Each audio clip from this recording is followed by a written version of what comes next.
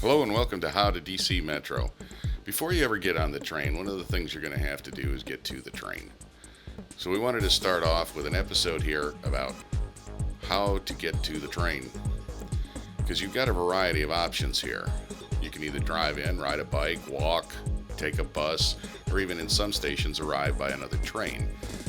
But in any case, you're going to have to get to the station before you ever enter the metro system. I'd like to start this particular episode with the parking lot and Kiss and Ride. Kiss and Ride was something that I encountered when I got here that I didn't recognize. At most airports, it's simply called drop off and pick up, but for some reason, DC Metro has chosen to call this Kiss and Ride, I guess to make it sound a little more inviting for people who want to have someone bring them in, stop just momentarily, you kiss your loved one goodbye, you get out of the vehicle, you go up to the train station, and whoever's dropped you off then goes ahead and heads back on out of the area. So as you come in past the parking structure, or parking lot in this case, you're going to encounter Kiss and Ride. It's in the same area where buses have drop off and pick up, and there's also metered parking you can see here on your right. Now metered parking is short-term parking, maybe 15-20 minutes in case you're going to park just long enough to walk up and drop somebody off or help them get baggage. The long-term parking is out in the main parking lot. It's a little more expensive, but it's for the whole day. Here we have the Kiss and Ride.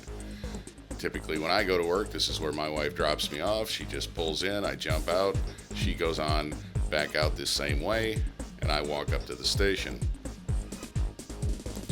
Now you see there's more than sufficient parking or stopping area for the Kiss and Ride and for the metered parking.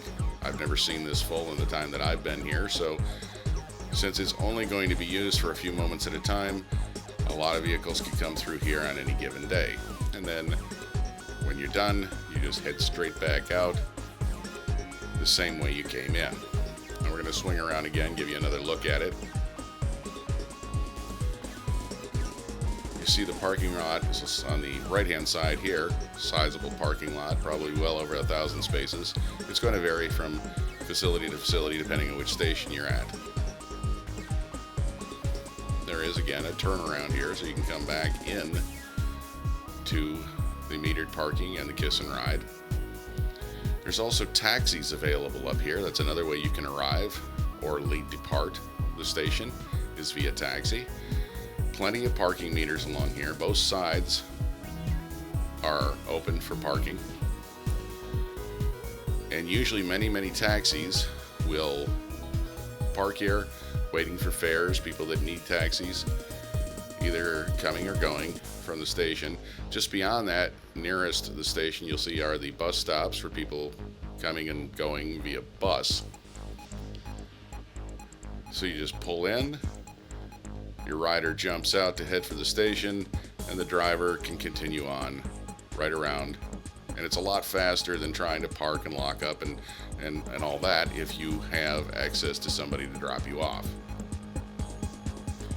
But unlike most metropolitan airports that you'll see that say drop off and pick up, this is Kiss and Ride.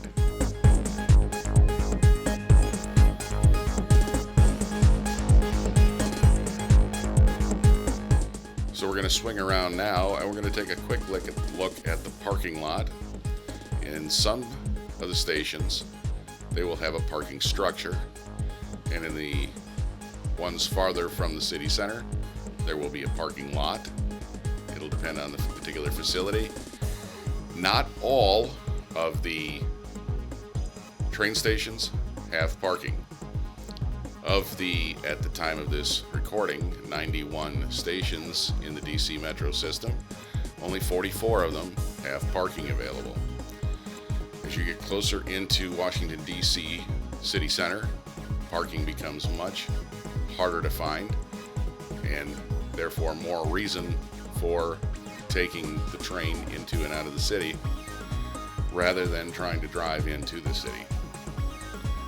Parking, again, at the time of this recording, $5.10 for the entire day. You pay on your way out. So as you pass in here, this will always be open. And again, there are probably well over 1,000 spots at this particular parking lot.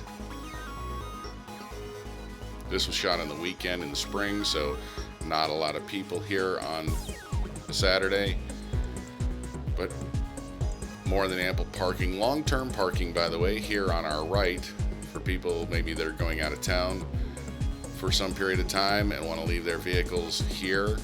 This is a fairly common thing. A lot of people take advantage of this, where you can park for more than just a 24-hour period.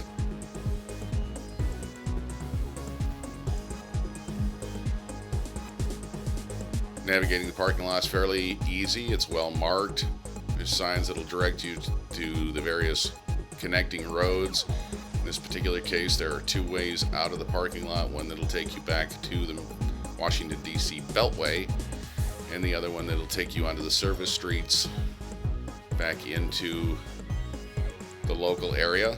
So you want to be careful and watch those signs so you don't end up going the wrong direction, because it's sometimes kind of hard to get turned around and get back to where you were.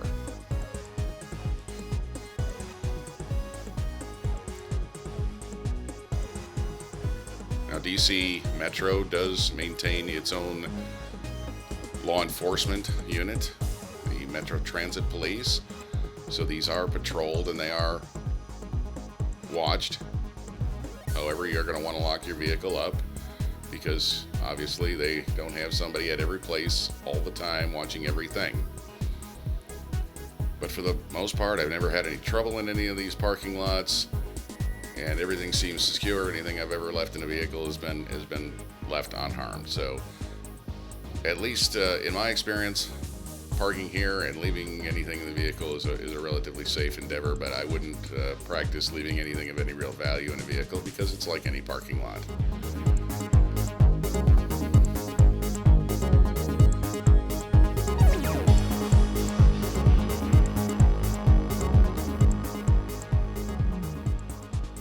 Now again, you're going to pay when you leave the parking lot. We're going to head back up here to the booth. There is no attendant in the booth. These are fully automated. No cash is accepted. You're going to have to pay either with a debit credit card or with your Metro Pass. There is a place to use your Metro Pass right here on the left on the driver's side as you pass through by the gate. So be sure you've got a credit card or your money on your smart card, which we'll talk about in another episode when you go to pay for your parking.